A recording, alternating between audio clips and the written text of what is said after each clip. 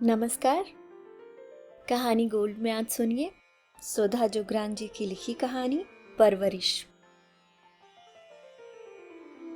मानसी दीदी की चिट्ठी मिलते ही मैं एक ही सांस में पूरी चिट्ठी पढ़ गई। चिट्ठी पढ़कर दो बूंद आंसू मेरे गालों पर ढुलक गए।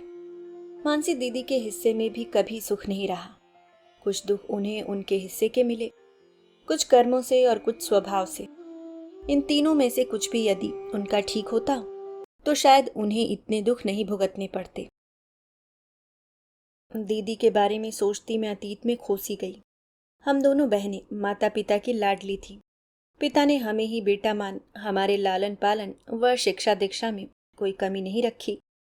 दीदी सुंदरता में मां पर व स्वभाव से पापा पर गई थी। वह दबंग व उग्र स्वभाव की थी। वह दूसरे के अनुसार ढलने के बजाय दूसरे को अपने अनुसार ढालने में विश्वास रखती थी। परिस्थितियों के अनुसार ढलने के बजाय परिस्थितियों को अपने अनुसार ढाल लेती थी। यह उनका स्वभाव भी था और इसकी उनमें क्षमता भी थी। इसके विपरीत मेरा स्वभाव मां पर व शक्ल सूरत पापा पर गई थी। मैं देखने में ठीक ठाक थी। शालीन व लुभावना सा व्यक्तित्व था। हर एक के साथ समझौता करने वाला लगभग शांत स्वभाव था। जब तक बहुत परेशानी न हो तब तक मैं खुशी रहती थी। हर तरह की परिस्थिति के साथ समझौता करना जानती थी। मेरे स्वभाव में दबंगता तो नहीं थी, पर मैं दब्बू स्वभाव की भी नहीं थी। दीदी का दबंग स्वभाव सबको अपनी मुट्ठी में रखना चाहता। जो करे उनकी मन की करे, जो उनको ठीक लगे वह करे। विवाह के बाद भी पति व बच्चों पर उनका ही शासन रहा। यहाँ तक कि सास ससुर ने भी उनकी ही सुनी। किसी की क्या मजाल कि कोई उनकी इच्छा के विपरीत घर में कुछ कर दे। दीदी इतना मत दबाया करो सबको, बच्चों पर इतनी अधिक बंदिश रखना ठीक नहीं है। मैं अक्सर दीदी को समझाने का प्रयास करती। तू अपनी समझ अपने पास रख, जैसे तूने खुला छोड़ा हुआ है बच्चों को। मेरे दोनों बच्चे मजाल है मेरे सामने जोर से हंस भी दें। कितने आज्ञाकारी बच्चे हैं, मेरे ही नियंत्रण का फल है, वरना इनके पापा तो इनको बिगाड़ कर रखते थे। दीदी बड़े गर्व से कहती। दीदी आपके बच्चे आज्ञाकारी नहीं बल्कि डरते हैं आपसे। आज्ञा प्यार से माने बच्चे तब तो ठीक, लेकिन यदि वे डर कर माने तो जिस दिन वे आत्मनिर्भर हो जाएंगे आपकी सुनेंगे भी नहीं। मैं दलील देती तो दीदी मुझे जोर से झड़क देती। दीदी के इस दबंग रूप को अगर सकारात्मक पहलू से देखा जाए तो पूरी गृहस्थी का भार उनके ही कंधों पर था। जीजा जी अक्सर बीमार रहते थे। उन्हें दिल की बीमारी थी। किसी तरह वह नौकरी कर लेते थे, बस बाकी समस्याएं दीदी के जिम्मे थीं। दीदी हिम्मत वाली थीं। हर मुश्किल का सामना वह किसी तरह कर लेती थी। इसलिए जीजा जी बीमार होने के बावजूद थोड़ा जी गए, लेकिन बीमार दिल के साथ आखिर वह कितने दिन जी पाते। एक दिन परिवार को आधा अधूरा छोड़ वह इस दुनिया से कूच कर गए। दीदी की हिम्मत ने परिवार की पतवार फिर से चलानी शुरू कर दी। उन्होंने बेटी की पढ़ाई छुड़वाकर उसके लिए लड़का देखना शुरू कर दिया। दीदी आमना पढ़ने में तेज है, उसकी इतनी जल्दी शादी क्यों कर रही हो, उसे पढ़ने दो। मैं बोली, तू अपनी गृहस्थी के बारे में सोच सुजाता, मेरी बेटी मेरी जिम्मेदारी है। उन्होंने मुझे दो टूक जवाब दे दिया। दीदी न किसी की सुनती थी न किसी की मानती थी। आमना भी बहुत रोई, गिड़गिड़ाई। बेटे ने भी बहुत कहा, पर दीदी ने बीकॉम खत्म करते ही उसका विवाह कर दिया। अपनी सफलता पर दीदी बहुत खुश थी कि उन्होंने अकेले होते हुए भी बेटी का विवाह कर दिया, और बेटी ने चू भी नहीं की। आमना को खुश देखकर मैंने भी अपने दिल को समझा लिया। हालांकि उसके सपनों की कोपलों को झुलसते हुए मैंने साफ महसूस किया था। दीदी कभी कभी बच्चों के साथ हमारे घर रहने आ जाती थी। उनका बेटा अक्षत इतना आज्ञाकारी था कि उन दिनों मुझे अपना राहुल कुछ ज्यादा ही बिगड़ा हुआ और उद्दंड दिखाई देता। उन दोनों माँ बेटे में मैंने कभी बहस होते नहीं देखी। माँ बेटे के बीच झगड़ा तो दूर की बात थी, जबकि मेरे और मेरे बेटे के बीच बिना कारण हमेशा ठनी ही रहती। मेरे बेटे को मुझ में कमी ही कमी दिखाई देती। दीदी अक्सर मुझे टोकती, तू राहुल पर थोड़ी सख्ती रखा कर सुजाता। अभी से ऐसा लड़ता है तुझसे तो बड़ा होकर क्या करेगा। तेरी जगह पर मैं होती तो थप्पड़ लगा देती। इतने बड़े बच्चे थप्पड़ से कहाँ काबू होते हैं दीदी। किशोरावस्था से गुजर रहे हैं बच्चे इस समय, थोड़ी बहुत समस्याएं तो होती ही हैं इस दौर में उनके साथ। मैं दीदी से बात करते हुए बीच का रास्ता अपनाती। नहीं, जैसे हम तो इस दौर से कभी गुजरे ही नहीं थे, दीदी तुनक कर कहती। मैं कैसे कहती कि मैंने तो माँ के साथ झगड़ा नहीं भी किया होगा, पर तुम तो हमेशा झगड़ती थी। दीदी के बेटे अक्षत ने इंजीनियरिंग के बाद एमबीए किया और प्रतिष्ठित कंपनी में उसे जॉब मिल गई। दीदी बहुत खुश थी उनको देखकर, हम भी खुश थे। अक्षत को देखकर दिल खुश हो जाता। अक्षत खूबसूरत, स्मार्ट, आज्ञाकारी, नम्र स्वभाव का प्रतिष्ठित कंपनी में कार्यरत युवक था। उसे देखकर कोई भी रश्क कर सकता था। एक से एक लड़कियों के रिश्ते उसके लिए आते। दीदी खुद ही सब जगह बात करती। दीदी से कई बार कहा भी मैंने, दीदी हर किसी पर अंधा भरोसा मत किया करो। जिसने भी रिश्ता बताया, आप सोचती हो अक्षत पसंद कर ले, बस हाँ बोल दे। तो और क्या देखना है, सब कुछ तो बायोडाटा में लिखा रहता है। शक्ल अक्षत देख ही लेता है। मैं अधिक प्रपंच में नहीं पड़ती। आखिर दीदी ने अक्षत का रिश्ता तय कर ही दिया। अक्षत के विवाह की तैयारियां होने लगी। विवाह हुआ, सुंदर सलोनी सी बहू घर आई तो सभी खुश थे कि आखिर दीदी ने अपने बच्चों की लाइफ सेटल कर ही दी। मेरा राहुल अक्षत से 1.5 साल ही छोटा है। उसके नौकरी पर लगते ही मैंने भी शादी के लिए उसके दिमाग के पेंच कसने शुरू कर दिए। अभी कैसे शादी कर सकता हूँ मम्मी, पैसे भी तो चाहिए, इतने कम में कैसे गुजारा होगा। उसका जवाब सुनकर मैं हतप्रभ रह गई। आखिर प्रतिष्ठित कंपनी में मैनेजर के पद पर कार्यरत मेरे बेटे के पास गृहस्थी बसाने के लिए पैसे कब होंगे। नौकरी पर लग जाने के बाद भी मेरे बेटे व मुझ में किसी न किसी बात पर ठन ही जाती।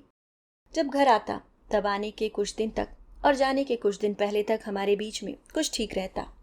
बाकी दिन किसी न किसी कारण से हम माँ बेटे के बीच अनबन चलती रहती। शादी के लिए हाँ बोलने में भी उसने मुझे बहुत परेशान किया। उसके पापा ने एक दिन उसे खूब जोर से डांट लगा दी। राहुल, यदि तुम अभी शादी के लिए हाँ नहीं बोलोगे तो तुम्हारी शादी करने की हमारी कोई जिम्मेदारी नहीं। तब तुम खुद ही कर लेना। बच्चों की शादी करना माता पिता की जिम्मेदारी है और हम तुम्हारी शादी करके अपनी जिम्मेदारी से फारिग होना चाहते हैं। तब जाकर उसने मौन स्वीकृति दी और रहस्योद्घाटन किया कि उसे एक लड़की पसंद है और वह उसी से शादी करेगा। उसके रहस्योद्घाटन से बची खुची आशा भी टूट गई। ऐसे लगा जैसे बेटे ने हमसे माँ बाप होने का हक भी छीन लिया।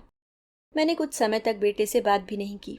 किसी तरह मौन रहकर मैं अपने दुख पीती रही और खुद को आने वाली परिस्थितियों के लिए तैयार करती रही। दीदी की बहू को देखती तो दिल में एक फूंक सी उठती। काश राहुल ने भी लड़के ढूंढने का काम मुझ पर छोड़ा होता। छाटकर खानदानी बहू ढूंढती। आखिर रिश्तेदारी भी कोई चीज होती है। संबंधी भी तो अच्छे होने चाहिए। माता पिता अच्छे होते हैं तभी तो लड़की में अच्छे संस्कार आते हैं। लेकिन जब राहुल से कहा तो तुरंत जवाब मिल गया, ये पुराने जमाने की घिसी पिटी बातें मत करो मुझसे। जिस लड़की से हम थोड़ी देर के लिए मिलते हैं उसके बारे में हम क्या जानते हैं। और जिसको मैंने पसंद किया है उसे मैं पिछले 4 साल से जानता हूँ। नियोनिका अच्छी लड़की है और वैसे भी परिवार और बीवी में संतुलन रखने का काम तो लड़के का है और वह मुझे अच्छी तरह से आता है। दिल किया कि कहूँ, तू तो माँ और अपने बीच ही संतुलन नहीं रख पाया, कितनी लड़ाई करता है। अब बीवी और परिवार के बीच तू क्या संतुलन रखेगा। फिर भी उस तुनक मिजाज लड़के से ऐसी गंभीर बात सुनकर कुछ अच्छा सा लगा। उधर बहू के आने के बाद दीदी व्यस्त हो गईं। उनके उत्साह की कोई सीमा नहीं थी। हम सभी खुश थे। जीजा जी के जाने के बाद उदासी व गम में डूबी दीदी को जिंदगी जीने का खूबसूरत बहाना मिल गया था। लेकिन कुछ समय बाद ही उनका उत्साह कुछ कम होने लगा। फोन पर भी उनकी बातें गमगीन होने लगी। उत्साह की जगह चुप्पी व उच्छ्वासों ने ले ली। मैं बहू के बारे में कोई बात करती तो अक्सर टाल जाती। जिस बेटे की तारीफ करते दीदी की जबान नहीं थकती थी, उसके बारे में बात करने पर दीदी अक्सर टाल जाती। मुझे कारण समझ में नहीं आ रहा था। बेटा तो दीदी का हमेशा से ही आज्ञाकारी था, बहू भी ठीक ही लगती थी। मिलना ही कितना होता था उससे, फिर भी जितना देखा चुलबुली सी लगी थी। पता नहीं दीदी को क्या दुख खाए जा रहा है। जीजा जी के जाने का दुख तो खैर अपनी जगह पर है ही, पर 2 साल हो गए हैं उनको गए हुए। दीदी कभी इतनी गमगीन नहीं दिखी। इनसे कहा तो बोले, तुम दीदी को उनके हाल पर छोड़ दो, उनका अब एक परिवार है, तुम बेकार बात में अपनी टांग मत अड़ाओ। दीदी को हमेशा अपनी मर्जी की आदत रही है, अब बहू आ गई है, बेटे बहू की अपनी जिंदगी है। हो सकता है अब उन्हें अकेलापन महसूस हो रहा हो सकता है यही कारण हो। मैंने अपने मन को समझा लिया, हो सकता है बहू के आने से थोड़ा बहुत अनदेखा महसूस कर रही हूँ। मेरे बेटे ने तो लड़की पसंद कर ही ली थी, ना कि गुंजाइश ही कहाँ थी। मैं भी अपना मन पक्का कर शादी की तैयारियों में जुट गई। शादी की तैयारी करते करते उदासी का स्थान आखिर उत्साह ने ले ही लिया। मैं भी भूल गई कि बेटा अपनी मर्जी से ब्याह कर रहा है। शादी में दीदी भी परिवार सहित आई। दीदी की बहू में अब नई बहू का सा छुई मुईपन नहीं था। आखिर वह भी अब 1 साल के बेटे की मां बन चुकी थी। अक्षत भी पहले की तरह मां की हाँ में हाँ मिलाते नहीं दिखा, बल्कि मां से बात बात पर टोका टाकी करता व तिरस्कार करता सा दिखा। मुझे आश्चर्य व दुख हुआ, जब बेटा ही मां से इस भाषा में बात करता है, मां की कमियां गिनता रहता है, तो बहू से क्या उम्मीद कर सकते हैं। मुझे अपनी भी चिंता हुई। मेरा बेटा तो हमेशा लड़ाई में ही बात करता है, अब बहू के सामने भी ऐसे ही बोलेगा तो दूसरी जाति की वह अनजानी लड़की, जिसका मैंने इस घर में आने का विरोध भी किया था, मेरी क्या इज्जत करेगी, सास ससुर को क्या मानेगी। खैर विवाह संपन्न हुआ और मेरे बेटे बहू हनीमून पर चले गए।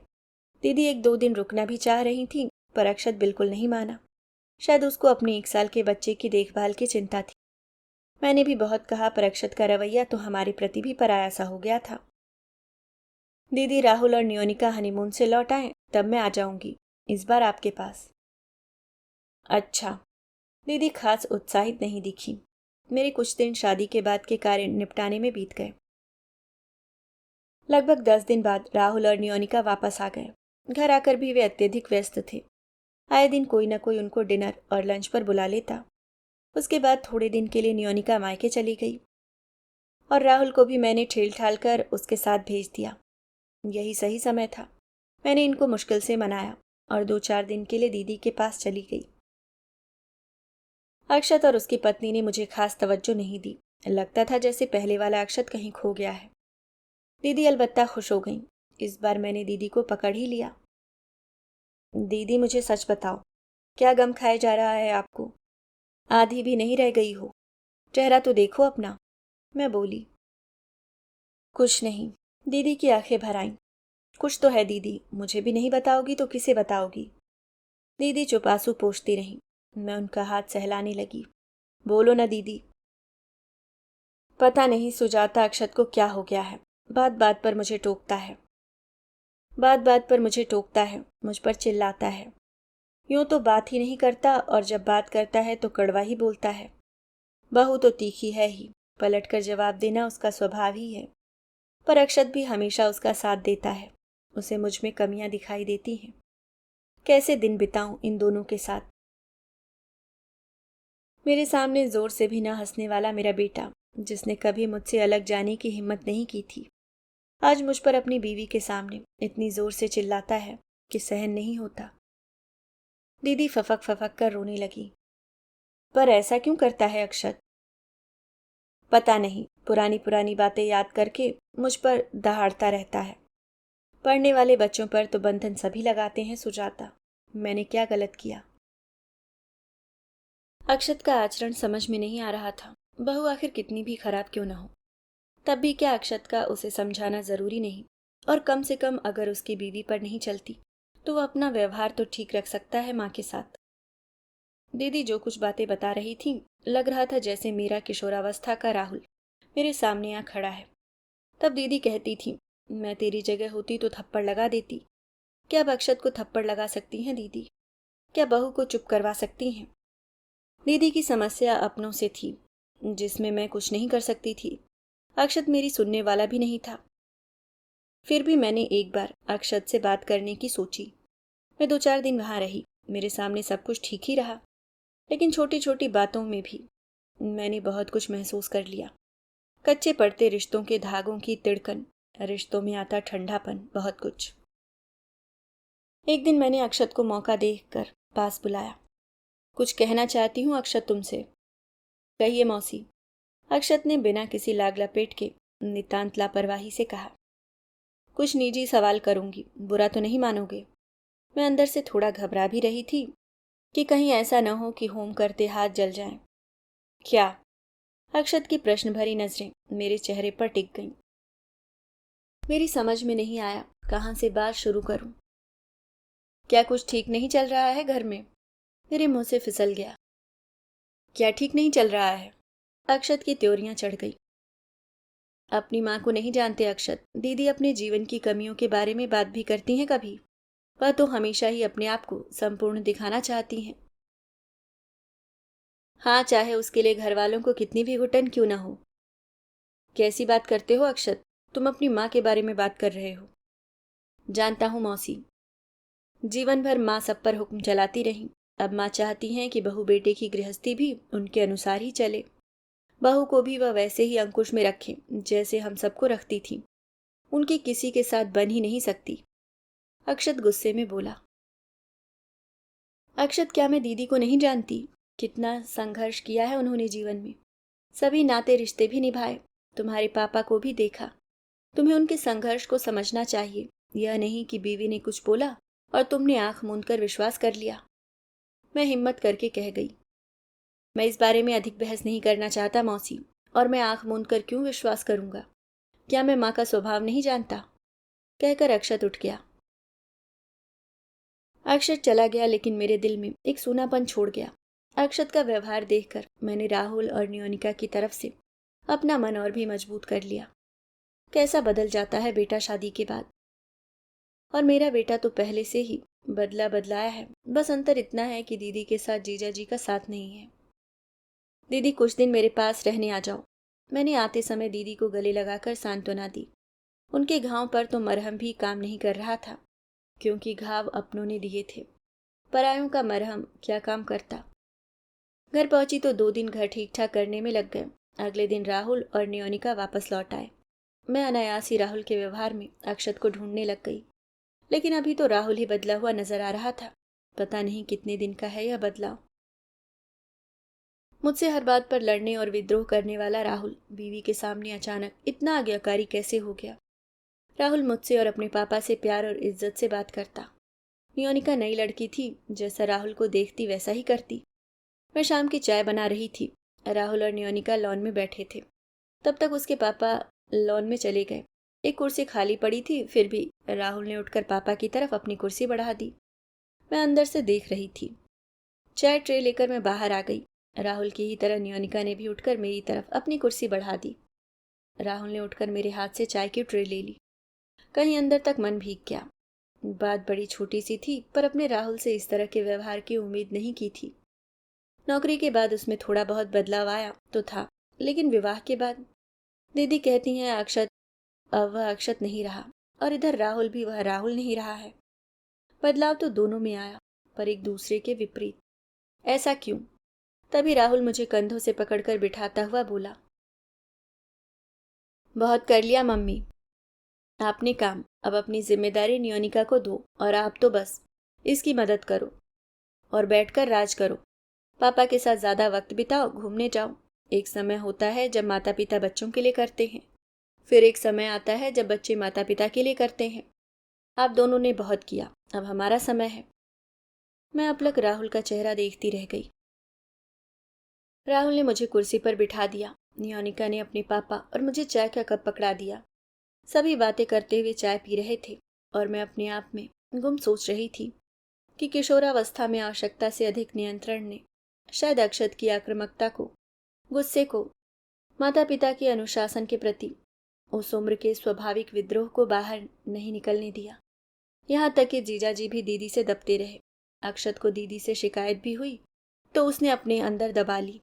चिंगारी अंदर दबी रही, और बहू की शिकायतों ने उसे शोलों में बदल दिया, और किशोरावस्था की उन मासूम सी शिकायतों को इतना कठोर रूप दे दिया। कितना कहती थी मैं दीदी से तब कि बच्चों पर आवश्यकता से अधिक नियंत्रण ठीक नहीं है।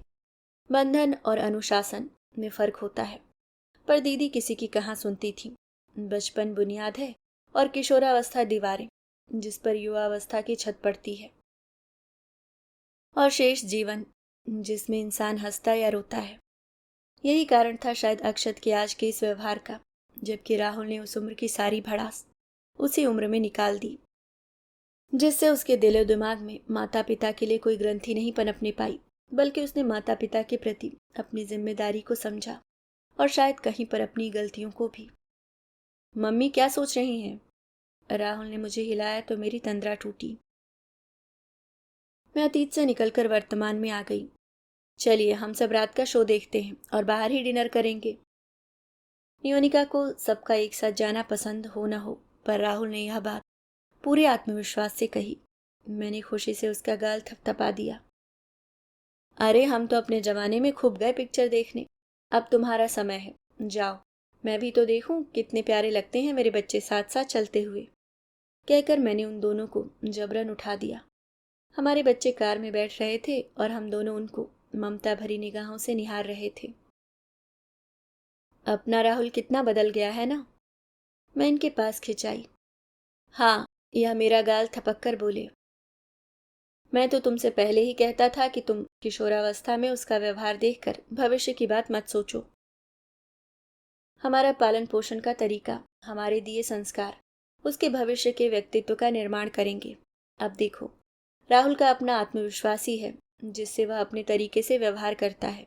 वह किसी दबाव में न आकर स्वाभाविक तरीके से रहता है, माता पिता की इज्जत करता है, इसलिए नियोनिका को कुछ समझाना नहीं पड़ता। राहुल उससे कोई जबरदस्ती नहीं करता, लेकिन जैसा वह करता है वैसा ही नियोनिका भी करने की कोशिश करती है। वरना जब तुम्हारा बेटा ही तुम्हें आदर नहीं देगा, तुम्हारे वजूद को महत्व नहीं देगा, तो बहू से कैसे उम्मीद कर सकते हैं? और इसकी बुनियाद बहुत पहले किशोरावस्था में ही पड़ चुकी होती है। यदि उस उम्र में माता पिता की बच्चों के साथ संवादहीनता की स्थिति रहती है, तो वही स्थिति बाद में विकट हो जाती है। यह बोले तो इनकी बात का विश्वास मुझे अंदर ही अंदर हो रहा था। अभी आप सुन रहे थे सुधा जुगरान जी की लिखी कहानी परवरिश।